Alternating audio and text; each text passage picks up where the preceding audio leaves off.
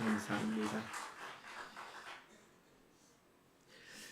오늘은 에베소서 6장 13절로 17절의 말씀을 통해서 교회는 전신갑주를 입은 교인대입니다 라는 제목으로 말씀을 나누고자 합니다. 지난주에 우리는 교회가 영적 전쟁의 한복판에 서 있다는 것을 들었습니다. 우리의 씨름은 사람을 상대하는 것이 아니라 어둠의 세력을 상대하는 것이라고 했습니다. 그러면 자연스럽게 이런 질문이 생깁니다. 그 싸움 앞에서 우리는 무엇으로 어떻게 서야 합니까? 오늘 본문이 그 답을 아주 구체적으로 우리에게 대답해 줍니다. 오늘 사도 바울은 우리에게 말합니다. 그러므로 하나님의 전신갑주를 취하라. 여기서 중요한 말은 그러므로입니다. 우리의 싸움이 영적인 싸움이기 때문에 인간적인 방법으로는 이길 수가 없다는 것입니다. 마귀의 관계는 내 경험으로 분별할 수 없습니다. 어둠의 공격은 내 성격이 강하다고 이길 수 있는 것이 아닙니다. 그래서 하나님은 사람이 만든 갑옷이 아니라 하나님의 무장을 우리에게 입히십니다. 바울은 로마 군인의 무장을 하나씩 떠올리며 영적 무장을 설명합니다. 허리띠, 호심경, 신, 방패, 투구, 검입니다. 그리고 이것을 진리, 평안의 복음, 믿음, 구원, 하나님의 말씀으로 풀어내주고 있습니다. 오늘 우리는 이 6가지 무장을 함께 살펴보려 합니다. 그런데 왜 바울은 입으라고 했을까? 이 무장을 왜 입으라고 했을까요? 악한 날에 너희가 능히 대적하고 모든 일을 행한 후에 서기 위함이라고 말합니다. 여러분, 악한 날에 누구에게 옵니까? 마음이 무너질 것 같은 날, 기도가 막히는 날, 사랑보다 미움이 더 쉽게 올라오는 날입니다. 믿음이 좋은 사람에게도 오고 오랜 신앙생활을 한 사람에게도 옵니다. 그리고 이 본문에서 바울이 반복하는 한 단어가 있습니다. 서라이. 영적 전쟁의 목적은 무언가를 크게 해내는 것이 아닙니다. 먼저 무너지지 않고 서는 것입니다. 그럼 무엇으로 서야 합니까? 바울이 가장 먼저 말하는 2가지부터 오늘 말씀을 통해 살펴보고자 합니다. 먼저 교회는 진리와 의로 무장해야 할 줄로 믿습니다. 오늘 본문 13절 14절을 보면 바울은 우리에게 이렇게 말씀합니다. 그런즉 서서 진리로 너희 허리띠를 띠고 의의 호심경을 붙이고 라고 하죠.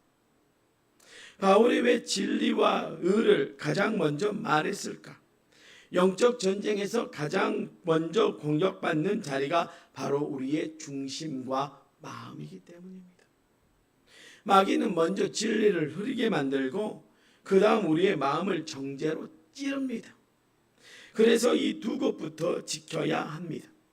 그러나 우리가 전신갑주를 취하라는 명령 앞서 기억해야 할 것이 있습니다.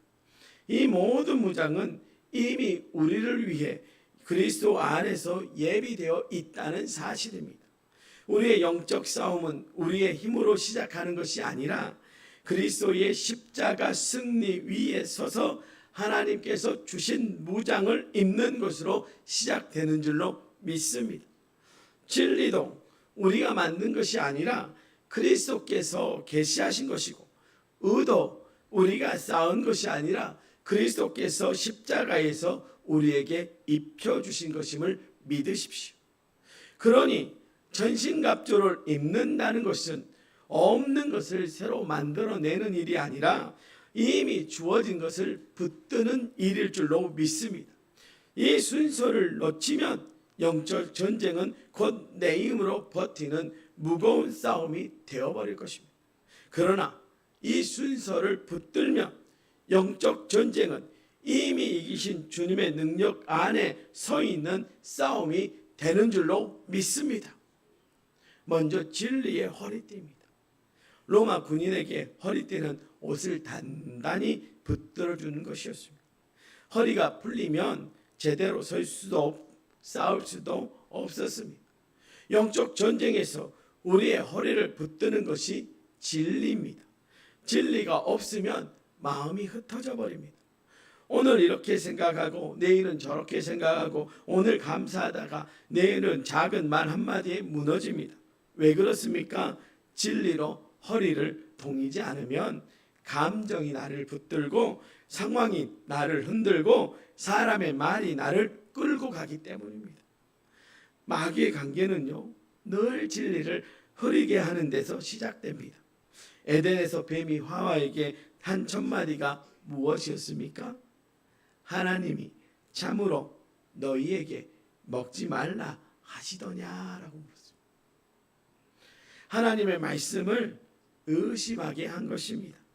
하나님의 선하심을 의심하게 하고 하나님이 주신 경계를 억압처럼 느끼게 했습니다. 오늘도 마귀는 똑같이 속삭입니다. 하나님이 정말 너를 사랑하시겠느냐? 말씀대로 살아서 무슨 유익이냐? 너는 이미 늦었다. 그런데 진리의 허리띠를 동인다는 것은 단지 그 말이 맞다고 머리로 인정하는 것이 아닙니다. 진리가 나에게 무엇을 말씀해 주는지, 곧 내가 누구인지를 아는 것입니다. 마귀의 속삭임이 무섭게 들리는 이유는 그것이 언제나 나의 정체성을 겨냥하기 때문에 그렇습니다. 너는 사랑받을 자격이 없다. 너는 이미 늦었다. 너 같은 사람이 무슨 신앙인이냐라고요. 이 말들은 너는 이런 사람이다 하고 나를 규정하려 합니다. 그때 진리는 이렇게 대답합니다. 아니다. 나는 하나님의 자녀다. 그리스도께서 나를 위해 십자가를 지셨다. 나는 값주고 사신 사람이다. 주님은 나를 버리지 않으신다. 진리를 붙든다는 것은 세상이나 마귀가 나를 규정하도록 내어주지 않고 하나님이 말씀하신 나로 사는 것입니다. 그래서 진리는 지식이 아니라 은혜입니다. 내가 진리를 붙잡기 전에 진리가 먼저 나를 붙잡아 하나님의 자녀 삼아 주었기 때문입니다. 제가요, 이번 수련회에서 우리 저 뒤에 앉아있는 연우한테 은혜를 받았습니다. 우리 연우 상황을 다 우리 성도들은 압니다. 제가 말씀드리지 않아도 압니다. 그런데 연우가요, 얼마나 예배를 잘 드리는지요, 그리고 모든 행사에 얼마나 잘 참여를 하는지요. 지금 제 인스타그램에, 여러분 인스타 아시죠? 8,000회가 넘게 지금 영상이, 지금 인기 있는 영상이 뭐냐면 우리 연우가 춤춘 것입니다. 그런데 제가 연우를 처음 만났을 때 모습을 저는 아직도 기억을 합니다. 지금 연우의 모습을 저는 너무나도 은혜라고 생각합니다. 놀라운 것은 저희도, 우리 교회, 교회학교 다음 세대 아이들도 연우가 가지고 있는 그 단점으로 규정하지 않고 있다는 것이 은혜인 줄로 믿습니다. 그런데 더 놀라운 사실 한 가지를 말씀드리면, 연우도 연우를 그것으로 단정하지 않고 자기 스스로 하나님의 자녀임을 고백하는 데 있다는 것입니다. 그래서 저는 우리 연우가 다시는 흔들리지 않으리라 믿습니다. 바로 여러분, 진리가 주는 것이 이 은혜인 줄로 믿습니다. 그러므로 우리는 이 진리의 허리띠를 띠고 내게 말씀하시는 너는 내 자녀란다라고 하는 그 말씀 앞에 든든히 서서 이 전쟁에 서시기를 주님의 이름으로 부탁을 드립니다. 그리고 이 진리의 허리띠를 동인다는 것은 여기서 한 걸음 더 나아가는 것입니다. 그것은 내 삶의 가장 깊은 곳에서 무엇이 나를 흔들고 내가 진짜로 무엇을 가장 신뢰하고 있는지를 끊임없이 말씀 앞에 비추어 보는 것입니다. 우리는 입으로 하나님을 신뢰한다고 하면서 마음 깊은 곳에서는 다른 것을 허리띠 삼아 동여매고 있을 때가 많습니다. 어떤 사람은 재물을 신뢰합니다. 통장에 얼마가 있느냐가 마음의 평안을 좌우합니다. 어떤 사람은 사람을 신뢰합니다. 그 사람의 인정과 칭찬이 없으면 흔들립니다. 어떤 사람은 자기 능력을 신뢰합니다. 내가 할 수 있을 때는 든든하다가 힘이 빠지면 곧바로 무너집니다. 여러분, 이것들이 나쁜 것이어서가 아닙니다. 그것을 하나님 자리에 두고 참된 허리띠를 삼을 때 그것이 흔들리면 우리도 함께 무너지기 때문입니다. 그래서 우리는 물어야 합니다. 나는 지금 무엇으로 허리를 동이고 있는가? 무엇이 흔들릴 때 내 마음이 가장 크게 흔들리는가? 여러분, 그 답이 곧 내가 진짜로 신뢰하는 것입니다. 여러분, 진리의 허리띠를 동인다는 것은 그 거짓된 허리띠를 풀고 하나님의 말씀으로 나를 동이는 일일 줄로 믿습니다. 그러니 마음이 흔들릴 때 말씀을 붙드십시오. 감정이 올라올 때 말씀 앞에 멈추십시오. 진리를 안다고 하면서 삶의 결정은 세상의 기준으로 한다면 허리띠를 느슨하게 메고 있는 것입니다. 진리로 허리를 단단히 동일 때 우리는 내가 누구인지를 잊지 않고 설 수 있음을 믿는 저와 여러분 되시기를 주님의 이름으로 부탁을 드립니다. 그리고 바울은 이어서 말합니다. 의에 호심경을 붙이고, 호심경은 심장과 중요한 장기를 보호하는 갑옷을 말합니다. 여러분, 가슴이 뚫리면 치명적이지 않습니까? 영적 전쟁에서 우리의 마음을 지키는 갑옷이 바로 의입니다. 그런데 여기서 말하는 의는 내 의가 아니지요. 내가 잘해서 얻은 의, 남보다 나아서 있는 의가 아닙니다. 그리스도께서 주신 의입니다. 십자가에서 그리스도께서 내 죄를 지시고 그분의 의를 나에게 입혀 주셨습니다. 이것이 왜 중요합니까? 마귀는 우리 마음을 두 방향에서 공격하기 때문입니다. 첫째는 정죄입니다. 마귀는 끊임없이 우리를 찌르지요. 너 같은 사람이 무슨 신앙이냐? 너는 또 넘어지지 않았느냐? 너는 사랑받을 자격이 없다. 그때 내 은은으로 대답하면 무너집니다. 그래도 내가 이만큼 했어 라고 해봐도 내가 쌓은 은은 정죄 앞에서 오래 버티지 못합니다. 내 은은 늘 부족하기 때문에 그렇습니다. 그러나 그리스도의 의로 대답하면 달라지죠. 나는 부족하지만 그리스도께서 나를 의롭다 하셨어. 나는 넘어지지만 은혜 안에서 다시 일어설 수 있어. 나는 정죄받은 사람이 아니라 그리스도 안에서 용서받은 사람이야. 그런데 마귀의 공격은 이 정죄만 아닙니다. 둘째로 교만입니다. 이것은 반대 방향으로 오는 공격이지요. 내가 좀 잘한다고 느낄 때, 내가 남보다 낫다고 여겨질 때 마귀는 그 자리를 파고드는 것입니다. 너는 저 사람보다 낫다. 너는 이만하면 됐어. 자기 은은요, 실패했을 때만 위험한 것이 아니라 성공했을 때 했다고 느낄 때 더 위험합니다. 여러분, 자기 의로 서 있는 사람은요, 잘 될 때는 어떻게 해요? 다른 사람을 판단합니다. 못 될 때는요, 자기를 정죄합니다. 넘어진 사람을 보면요, 쉽게 손가락질하고요, 자기가 넘어지면요, 완전히 절망합니다. 두 모습은 다 자기를 바라보고 있기 때문에 생기는 것입니다. 그러나 그리스도의 의로 서면요, 우리는 이 두 극단에서 함께 벗어나게 되는 줄로 믿습니다. 잘했을 때도 이것은 내 의가 아니라 뭐라고요? 은혜다. 잘했을 때는 내 의가 아니라 뭐라고요? 은혜다 하고 고백하기 때문에 교만할 수 없고요. 넘어졌을 때는요, 그리스도의 의가 나를 덮고 있다. 주님이 여러분을 지키고 있다라고 생각하기 때문에 절망하지 않습니다. 자기를 바라보던 눈이 그리스도를 바라보는 눈으로 바뀌어지기 때문에 그렇습니다. 그래서 그리스도의 의는 죄책감만 해결하는 것이 아니라 자기 의라는 더 깊은 병까지 고치는 줄로 믿습니다. 진리가 우리의 허리띠를 붙들고 그리스도의 의가 우리의 마음을 지킬 때 우리는 악한 날에도 설 수 있습니다.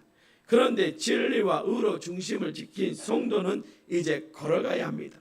영적 전쟁은 제자리에 서 있기만 하는 싸움이 아니라 복음의 발걸음으로 세상 속으로 걸어가는 싸움입니다.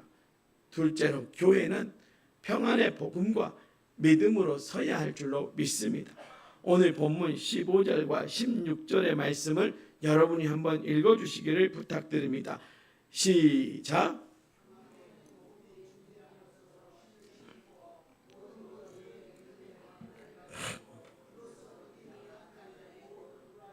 소멸하고. 바울은 우리에게 이어서 말합니다. 군인에게 신발은 중요하다고요. 아무리 좋은 갑옷을 입어도 발이 준비되지 않으면 설 수 없고 나아갈 수 없습니다. 바울은 성도에게 평안의 복음이 준비한 것으로 신을 신으라라고 합니다. 여기서 말하는 평안은 단지 마음이 편안한 상태가 아닙니다. 상황이 잘 풀려서 생기는 기분도 아닙니다. 죄로 하나님과 없어졌던 우리가 그리스도의 십자가로 하나님과 화목하게 된 평안입니다.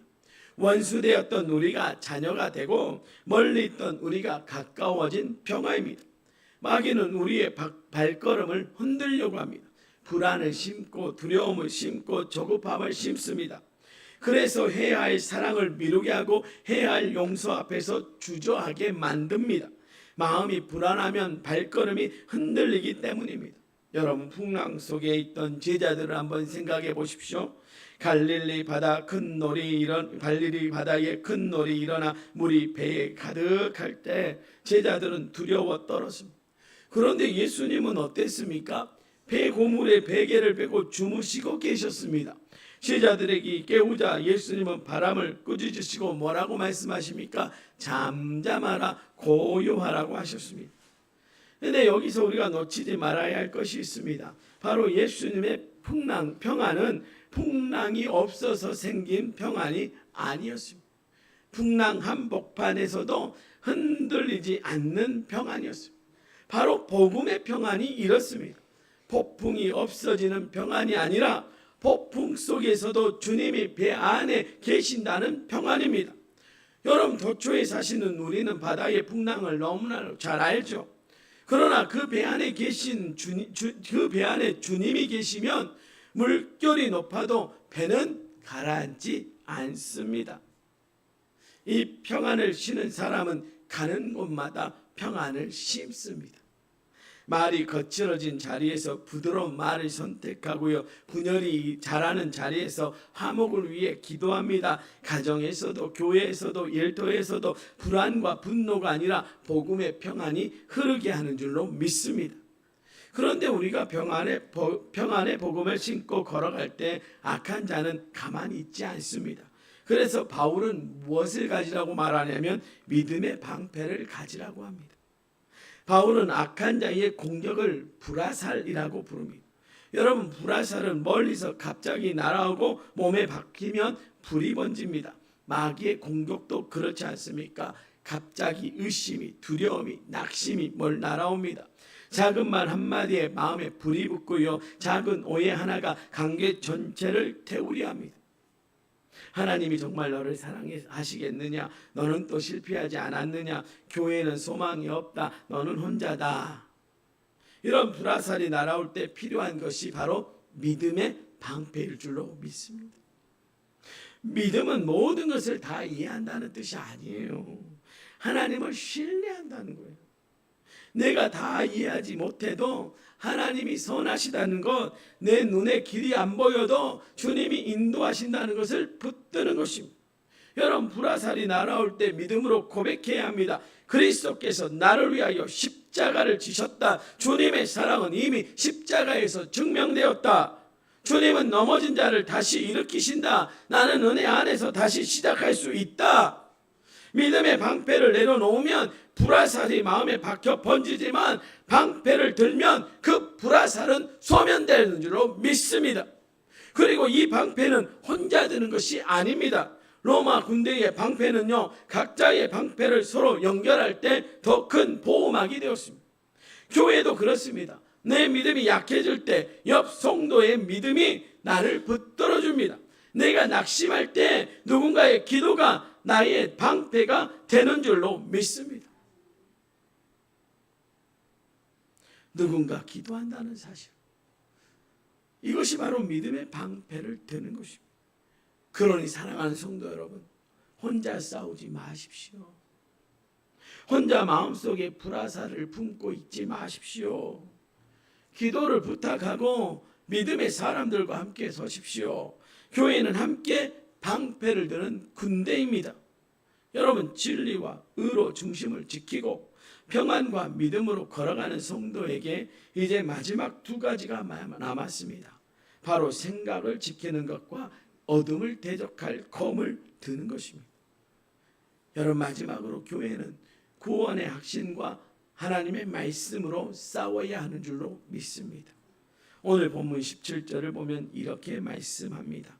구원의 투구와 성령의 검 곧 하나님의 말씀을 가지라. 먼저 구원의 투구입니다. 투구는 머리를 보호합니다. 여러분, 전쟁터에서 머리를 다치면 판단이 흐려지고 방향을 잃습니다. 마귀는요, 우리의 생각과 정체성을 공격합니다. 내가 정말 구원받을 사람이냐? 너 같은 사람이 하나님의 자녀를 할 수 있으냐? 너는 또 넘어지지 않느냐? 이런 생각이 들어오면 기도하려 할 때 정죄가 먼저 올라오고 예배하려 할 때 부끄러움이 마음을 누릅니다. 마귀는요, 우리의 구원 자체를 빼앗을 수는 없습니다. 그러나 구원의 확신을 흔들려고 합니다. 그래서 바울은 구원의 투구를 쓰라고 합니다. 나의 구원은 내 감정에, 내 기분에 오늘 내가 얼마나 잘했는가에 달려있지 않습니다. 나의 구원은 예수 그리스도의 십자가와 부활에 달려있습니다. 구원의 확신은 나를 바라보며 얻는 것이 아니라 그리스도를 바라보며 얻는 것입니다. 내가 주님을 선택한 것보다 더 깊이 주님이 나를 먼저 사랑하시고 부르셨습니다. 그러니 마귀가 정죄할 때 우리는 이렇게 고백하십시오. 나는 부족하지만 그리스도께서 나를 구원하셨다. 나는 넘어질 때가 있지만 은혜 안에서 다시 일어설 수 있다. 나는 실패로 끝나는 사람이 아니라 그리스도 안에서 구원받은 하나님의 자녀다. 이 확신이 우리의 생각을 지킵니다. 이번 수련회 어느 목사님이 이것에 대해서 이렇게 설명하시는데요, 제가 눈물이 나더라고요. 하나님이요, 우리를 자기의 집으로 이렇게 초대하십니다. 그리고는 어느 한 방에 가서 야, 너 저 방에 가서 놀아라 라고 말씀해요. 그런데 우리는 어떻게 해요? 아이고, 우리는 거기 들어갈 수 없어요. 아이고, 저 방이 제 방 아니에요. 어찌 이렇게 크고 큰 방이 제 방이에요 하면서 우리는 어디로 갈까요? 저 마당 구석에 있는 개나 사는 집에 들어가서 여기가 좋사오니 하고 있다는 거예요. 여러분, 우리가 구원을 누리는 하나님의 자녀인 우리가 그렇게 행동한다는 거예요.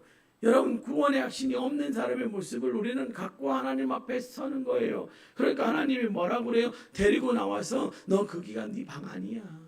내가 아까 보여줬던 방이 있지? 그 방이 네 방이야. 여러분, 우리가 하나님의 자녀가 된다는 것, 구원의 확신을 가진다는 것, 바로 이겁니다. 이미 천국은 누구의 것이에요? 누구의 것이에요? 누구의 것이에요? 내 것이죠. 이 구원의 확신 없이 어떻게 천국 가려고? 여러분, 천국은 누구 것이에요? 내 것이에요, 내 것. 이 확신이 있어야죠. 여러분, 천국의 가장 큰 방은 누구 거요? 내 거요. 천국에서 가장 좋은 방은 누구 거요? 내 거요. 아멘. 권사님, 방 나중에 나 초대하세요. 천국 가서. 제 방이 더 클 것 같지만, 여러분, 천국은 이미 우리 거요. 하나님이 자녀들에게 주신 거잖아요. 여러분, 해담이가 황장로님 집 가가지고 걔집에 들어가 있다고 생각해봐. 우리 황장로님 마음이 편하겠어? 불편하겠어? 불편하죠. 내 건데, 내가 가지고 있는 건 다 해담이 건데, 해담이가 황장로님 집에 가면 어쩔까요? 온 천지를 돌아다니고 저기 가서 눕고 저를 가서 누워도 뭐라 해 안 해? 아무도 뭐라 안 해. 왜? 그건 해담이 거니까. 하나님의 천국이 그렇다고요. 우리에게 구원의 확신이 그런 거라고요. 우리는 이미 하나님의 자녀로 이미 인침을 받았다고요. 그러니 우리는 누가 흔들어도 하나님의 자녀라고 하는 그 놀라운 구원의 확신을 흔들리지 않는 믿음으로 이겨내야 할 줄로 믿습니다. 그 확신을 가지고 살아가는 거죠. 그리고 오늘 말씀은 마지막으로 검을 들라고 말합니다. 바울은 그 검이 무엇인지 분명히 말합니다. 하나님의 말씀입니다. 여기서 중요한 사실을 우리는 봐야 합니다. 성도가 들고 싸울 무기는 사람의 말이 아니라는 거예요. 분노의 말도 비난의 말도 자기 주장의 말도 아닙니다. 하나님의 말씀입니다. 예수님이 이것을 우리에게 친히 보여주셨습니다. 광야에서 40일 금식하신 뒤에 마귀가 3번 시험했을 때 예수님은 3번 다 이렇게 말씀하셨습니다.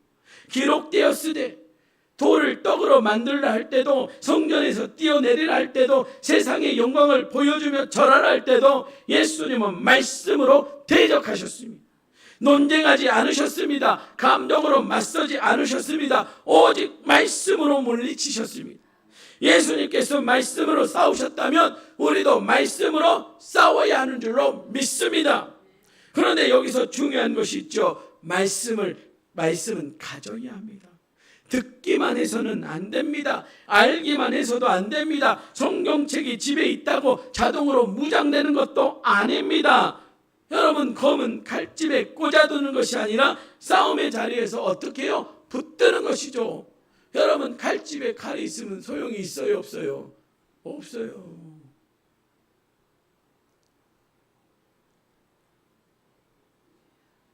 어떤 연예인들이요, 아프리카를 여행하는데 아프리카 최북단에 제 나라가 생각이 안 나서 거기는 아주 그냥 광야 같은, 거기는 무슨 이렇게 그 화산이 막 폭발하고 그런 지역을 갔어요. 거기에 사는 이 종족을 보니까 이 종족이 다 그냥 텐트 같은 집에 살아요. 그런데 그 사람들이 다 허리춤에 뭘 차고 다니냐면 칼을 차고 다녀요. 그게 뭐라고 얘기하냐면 나를 지키기 위해서 칼을 찬대요. 그래서 한번 그 연예인들이 그 사람한테 가이드 역할을 해줬던 그 사람한테 한번 칼을 빼봐라 그러는데 칼이 빠져요? 안 빠져요? 빠지면 제가 얘기를 안 하겠죠. 안 빠져요. 안 빠져. 호신용인데 안 빠져. 이거 소용 있어요? 없어요?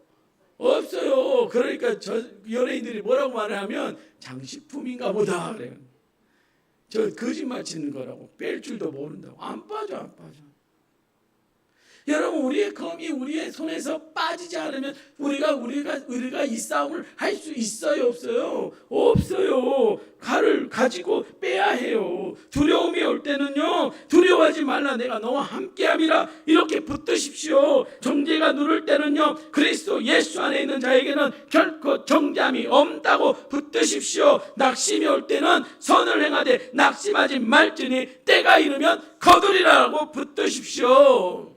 말씀이 내 생각을 다스리고 내 감정을 붙들고 너의 선택의 기준이 되어야 할 줄로 믿습니다. 그리고 한 가지 기억할 것이 있습니다. 성령의 검은 사람을 상처 주라고 하신 것이 아니에요. 말씀을 잘못 쓰면 사람을 정죄하는 도구가 될 수도 있습니다. 그러나 성령 안에서 붙들면 사람을 살리는 능력이 됩니다. 우리는 말씀으로 사람을 누르는 것이 아니라 사람을 살려야 할 줄로 믿습니다. 말씀으로 공동체를 찢는 것이 아니라 그리스도의 몸을 세워야 할 줄로 믿습니다. 여러분, 구원의 투구는 우리의 생각을 지키고요, 성령의 검은 어둠을 대적합니다. 구원의 확신은 내가 누구인지를 잊지 않게 하고 하나님의 말씀은 내가 어떻게 살아가야 하는지를 길을 보여주는 줄로 믿습니다. 이 둘이 함께 있을 때 교회는 악한 날에도 굳게 서는 줄로 믿습니다. 사랑하는 성도 여러분, 오늘 말씀은요, 영적 전쟁의 전사인 교회가 무엇을 입고 서야 하는지를 보여줍니다. 교회는 전신갑주를 입은 군대입니다. 진리의 허리띠, 의의 호심경, 평안의 복음의 신, 믿음의 방패, 구원의 투구, 성령의 검, 이 6가지 무장에는 한 가지 공통점이 있습니다.